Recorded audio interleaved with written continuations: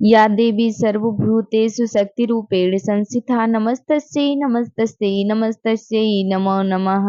नमस्कार भक्तों, जय श्री राम, जय माता दी। स्वागत है आप सभी का अपने YouTube चैनल में। तो पहली वीडियो में आप लोग ने चैत्र नवरात्रि के प्रथम दिन में श्री दुर्गा सप्तशती पाठ का प्रथम अध्याय सुना था, और आज की वीडियो में आप लोग सुनेंगे दूसरा और तीसरा अध्याय श्री दुर्गा सप्तशती का। तो वीडियो को लास्ट तक देखना, तभी आप लोगों को इस अध्याय का, इस पाठ का संपूर्ण लाभ मिलेगा। तो भक्तों, बिना देरी किए हुए वीडियो को शुरू करते हैं। आप लोग ध्यान पूर्वक सुनिए। दूसरा अध्याय इस प्रकार है। चैत्र नवरात्रि श्री दुर्गा सप्तशती पाठ दूसरा अध्याय। ऋषि बोले, प्राचीन काल से देवी देवता तथा दैत्य में पूरे 100 वर्ष युद्ध होता रहा। उस समय दैत्यों का स्वामी महिषासुर था एवं देवताओं का इंद्र था। उस संग्राम में देवताओं की सेना महाबली दैत्यों से हार गई। तब सभी देवताओं को जीतकर महिषासुर इंद्र बन बैठा। तब हार कर सभी देवता ब्रह्मा जी को अग्रणी बनाकर वहां गए जहां विष्णु तथा शंकर विराज रहे थे। वहां पर देवताओं ने महिषासुर के सभी उपद्रव एवं अपने पराभव आदि का पूरा पूरा वृत्तांत कह सुनाया। उन्होंने कहा, महिषासुर ने तो सूर्य, अग्नि, पवन, चंद्रमा, यम तथा वरुण इत्यादि अन्य सभी देवताओं के अधिकार छीन लिए हैं। स्वयं ही सबका अधिष्ठाता बन बैठा है। उसने सभी देवताओं को स्वर्ग से निकाल दिया। महिषासुर महादुरात्मा है। देवता पृथ्वी पर मृत्युओं की भांति विचर रहे हैं। उसके वध का कोई उपाय कीजिए। इस प्रकार मधुसूदन तथा महादेव जी ने देवताओं के वचन सुने तो क्रोध से उनकी भौहें तन गई। तब भगवान विष्णु के मुख से एक महान तेज प्रकट हुआ। इसी प्रकार ब्रह्मा तथा शंकर के मुख से तेज प्रकट हुआ। दूसरे इंद्र आदि देवताओं के शरीर से भी महान तेज प्रकट हो आया। सभी तेज मिलकर हो गए एक। वह तेज पुंज इतना उग्र था जैसे कि जलता हुआ पहाड़ हो। देवताओं ने देखा कि उसकी ज्वालाएं सभी दिशाओं में फैल रही हैं। जब वह एक हुआ तो नारी के रूप में आ गया। उसके प्रकाश से तीनों लोक भर गए। महादेव जी के तेज से उसका मुख प्रकट हुआ। यम के तेज से उसके केस हुए। विष्णु के तेज से उस देवी की भुजाएं प्रकट हुई। चंद्रमा से दोनों स्तन, इंद्र के तेज से उसका कटी प्रदेश, वरुण के तेज से जंघा व उरु स्थल, पृथ्वी के तेज से नितंबों का प्रादुर्भाव हुआ। ब्रह्मा के तेज से दोनों चरण, सूर्य के तेज से चरणों की अंगुलियां, वसुओं के तेज से हाथों की उंगलियां, कुबेर के तेज से नासिका का आविर्भाव हुआ। उसके दांत प्रजापति के तेज से प्रकट हुए। अग्नि के तेज से 3 नेत्र हुए। संध्याओं के तेज से दोनों भौहें, वायु के तेज से दोनों कान उत्पन्न हुए। इसी प्रकार समस्त देवताओं के तेज द्वारा भगवती का प्रादुर्भाव हुआ। तब समस्त देवताओं के तेज पुंज से प्रकट हुई देवी जी को देखकर महिषासुर से पीड़ित सभी देवता प्रसन्न हुए। महादेव ने देवी को अपने त्रिशूल से शूल निकालकर दे दिया। श्री विष्णु जी ने अपने सुदर्शन चक्र प्रकट करके दिया। वरुण ने शंख तथा अग्नि ने उसे शक्ति दी। मारुत ने उन्हें धनुष दिया और बाणों से भरपूर 2 तरकस दे दिए। देवराज इंद्र ने अपने वज्र से वज्र पैदा करके दिया। फिर सहस्त्र नेत्र इंद्र ने ऐरावत हाथी से घंटा दिया। यमराज ने कालदंड से दंड प्रदान किया। सागरपति ने रुद्राक्ष माला अर्पित की। ब्रह्मा ने कमंडल भेंट किया। सूर्य ने भगवती के भी रोमकूपों में अपनी किरणें प्रदान की। काल ने तलवार और उत्तम ढाल अर्पण की। क्षीर सागर ने हार तथा कभी न पुराने होने वाले वस्त्र भेंट किए। इसी प्रकार चूड़ामणि, दिव्य कुंडल तथा 2 कड़े भी भेंट किए तथा चमकता हुआ अर्धचंद्र, सभी भुजाओं के लिए बाजूबंद, चरणों के लिए नूपुर और कंठ के लिए सर्वोत्तम कंठूला भेंट किया। इसी प्रकार सभी अंगुलियों के लिए जड़ित मुद्रिकाएं प्रदान की। विश्वकर्मा ने निर्मल परश भेंट किया और अनेक रूपों वाले अस्त्र, अभेद कवच, मस्तक तथा गले में धारण करने के योग्य, कभी न कुम्हलाने वाली कमलों की माला दी। जलधि ने उसे बहुत सुंदर कमल दिया। हिमालय ने वाहन के सिंह और भी अनेक प्रकार के रत्न भेंट किए। कुबेर ने सुरा से भरपूर पात्र दिया।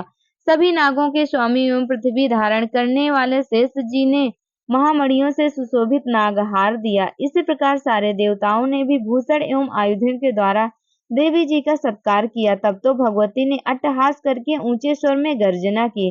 उसके भयानक नाद से सारा आकाश भर गया। तब देवगण प्रसन्न होकर उस सिंहवाहिनी देवी की जय जयकार करने लगे। मुनियों ने भक्ति भाव से नम्र होकर देवी जी की स्तुति की। इधर देवताओं के शत्रुओं ने सारी त्रिलोकी को क्षोभग्रस्त देखा। तब तो वे अपनी सारी सेना को कवच आदि से तैयार कराकर अस्त्र शस्त्र लेकर झट उठ खड़े हुए। महिषासुर क्रोध में आकर बोला, अरे यह क्या हो रहा है? इतना कहकर सभी दैत्यों के साथ घिरकर उस सिंहनाद की ओर भागा। वहां जाकर उसने तीनों लोकों को अपने तेज से प्रकाशित करती हुई देवी को देखा। उस देवी के चरणों के भार से पृथ्वी दबी जा रही थी। माथे के किरीट मुकुट से आकाश पर रेखाएं पड़ती जा रही थी। उसके धनुष की टंकार से सातों पाताल क्षोभग्रस्त थे और हजारों भुजाओं से सभी दिशाओं को ढककर देवी खड़ी हुई थी।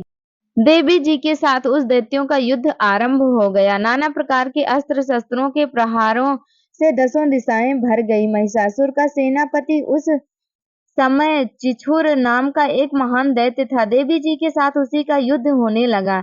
इसी प्रकार अन्य दैत्यों को तथा चतुरंगिणी सेना को साथ लेकर चामर भी युद्ध करने लगा। 60,000 रथियों को साथ लाकर उदग्र महादैत्य भी युद्ध में प्रवृत्त हो गया। महाहनु दैत्य 5 करोड़ रथियों के साथ युद्ध में आ गया। 60 लाख रथियों से आवृत वास्कल दैत्य युद्ध में उतर पड़ा। पारिवारित दैत्य हाथी एवं घोड़ों के अनेकों सवारों के समूह से घिरा हुआ रथियों को साथ लाकर देवी जी के साथ युद्ध करने लगा।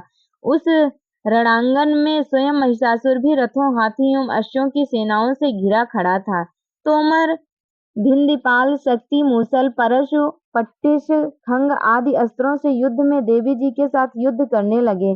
कुछ दैत्यों ने देवी जी पर शक्तियां छोड़ी एवं दूसरों ने पास फेंके। तब चंडिका देवी ने अस्त्र शस्त्रों की वर्षा करके उन्हें तोड़ डाला। इधर देवी जी का वाहन सिंह भी क्रोध में आ गया। अपने गर्दन के बाल हिलाता हुआ दैत्यों की सेना में इस प्रकार घूमने लगा जैसे कि वन में अग्नि फैलती जा रही हो। उस युद्ध भूमि में युद्ध करती हुई अंबिका ने जितने श्वास छोड़े वे ही झटपट सैकड़ों हजारों गणों के रूप में परिणित हो गए। प्रकट होकर उन गणों ने खंग, भिंदीपाल, परशु, पट्टिस आदि शस्त्रों से युद्ध प्रारंभ कर दिया।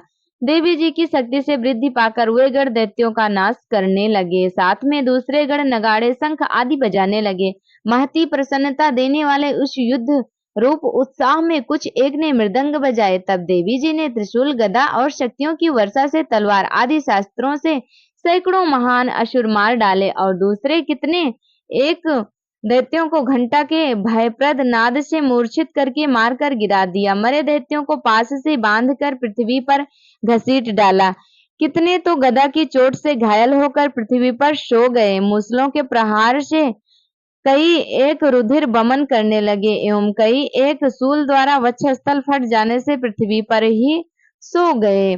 कितने एक दैत्य बाणों की वर्षा द्वारा युद्ध करने वाले शत्रु प्राण छोड़ने लगे। कितने एक दैत्यों की भुजाएं कट गई, दूसरों की ग्रीवाएं छिन्न भिन्न हो गई। कई दैत्यों के सिर कट गए, कुछ मध्य से विदीर्ण हो गए। कुछ दैत्यों की जंघाएं फट गई, दूसरों की ग्रीवाएं छिन्न भिन्न हो गईं। कई दैत्यों के सिर कट गए, कुछ मध्य से विदीर्ण हो गए। कुछ दैत्यों की जंघाएं कट गईं, वह पृथ्वी पर गिर गए। और कुछ एक दैत्यों की तो एक भुजा, एक आंख और एक पांव वाला करके 2 टुकड़े कर डाला।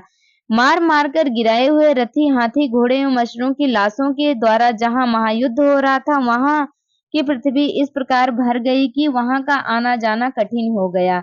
वहां सेना एवं असुरों के रुधिर बहने से रुधिर की बड़ी बड़ी नदियां बहने लगी। जगदम्बा जी ने एक क्षण में ही दैत्यों की महाती सेना का इस प्रकार नाश कर दिया जैसे कि लकड़ियों के बड़े ढेर को अग्नि जला देती है। देवी का वाहन सिंह अपने बालों को छटकाता हुआ बड़ी गर्जना करता हुआ दैत्यों के शरीर से मानो प्राण ही चुन रहा हो इस प्रकार घूमने लगा। देवी जी के उन गणों ने महाअसुरों के साथ बड़ा युद्ध किया जिससे देवता प्रसन्न होकर आकाश से पुष्पों की वर्षा करने लगे। इस प्रकार से दूसरा अध्याय समाप्त होता है। श्री दुर्गा सप्तशती पाठ दूसरा अध्याय समाप्त। तो भक्तों, अभी आपने श्री दुर्गा सप्तशती का दूसरा अध्याय सुना। अब आप श्री दुर्गा सप्तशती का तीसरा अध्याय भी श्रवण करेंगे। सो आप लोग ध्यान पूर्वक सुनिए।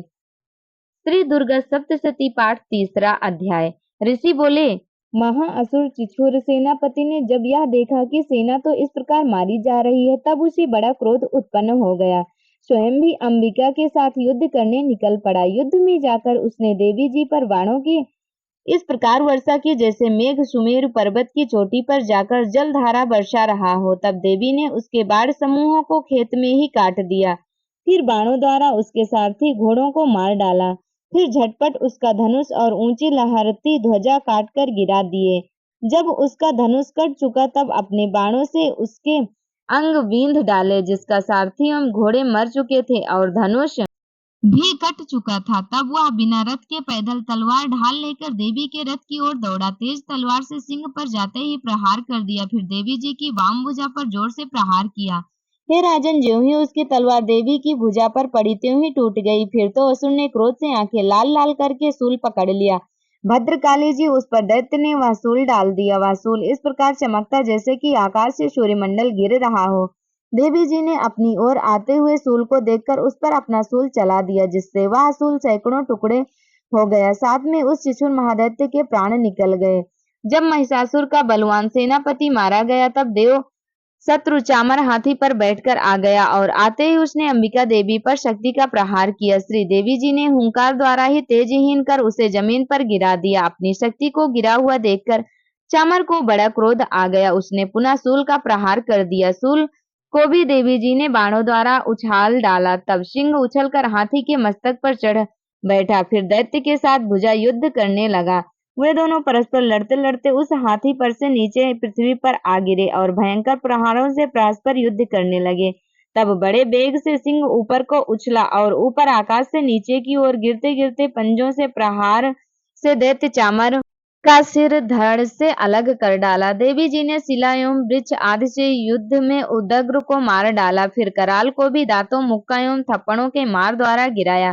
क्रोध में परिपूर्ण देवी ने गदा की चोटों से उद्धत को चूर चूर कर दिया। भिंदीपाल शस्त्र द्वारा वास्कल तथा बाणों द्वारा अंधक एवं ताम्र को मारकर यमधाम भेज दिया। त्रिनेत्र धारिणी देवी परमेश्वरी ने उग्रास्य, उग्रवीर, महाहनु नाम के दैत्यों को त्रिशूल द्वारा मार दिया। तलवार से बिडाल का सिर धड़ से अलग कर दिया।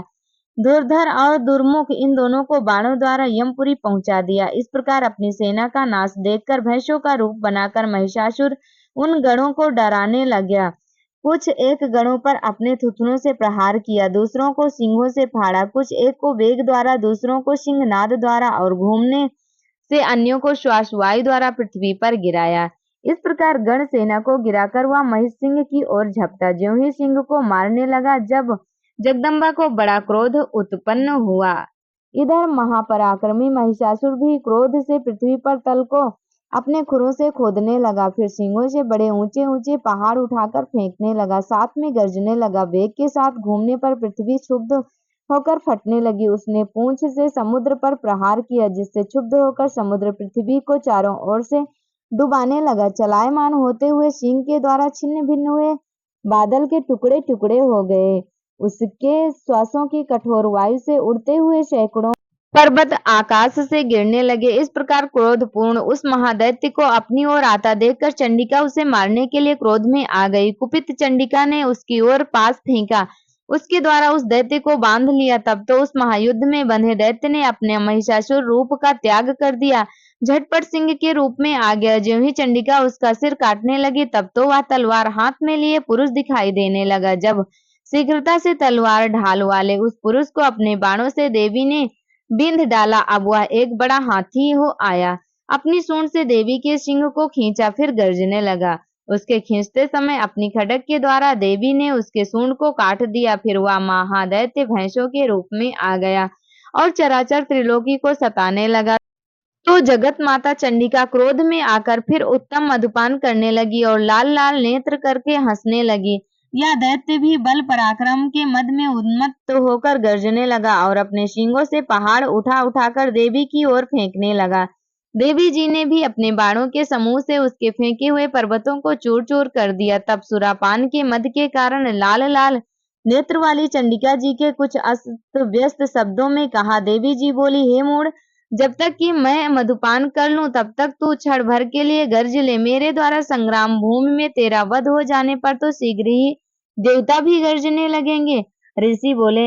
इस प्रकार कहकर देवी जी उछलकर उस महादैत्य पर चढ़ गई और पांव से दबाकर दैत्य के कंठ पर त्रिशूल से वार किया। देवी के पांव से दबे हुए उस दैत्य ने अपने मुख से बाहर निकलने का प्रयत्न दूसरे रूप में किया। अभी आधा निकल ही पाया था कि देवी जी ने अपने पराक्रम द्वारा उसे वहीं रोक लिया। आधा निकलकर भी उस दैत्य ने युद्ध करना नहीं छोड़ा। तब देवी जी ने अपनी तेज तलवार से उसका सिर काटकर नीचे गिरा दिया। दैत्य सेना हाहाकार करने लगी। तब उस सारी सेना का भी देवी जी ने नाश कर दिया। सभी देवता अत्यंत प्रसन्न हुए। गंधर्वराज गायन करने लगे, अप्सराएं नाचने लगी और सभी देवता खुशी खुशी फूल बरसाने लगे और गरजने लगे। इस प्रकार से तीसरा अध्याय समाप्त हुआ। इत श्री दुर्गा सप्तशती पाठ तीसरा अध्याय समाप्त।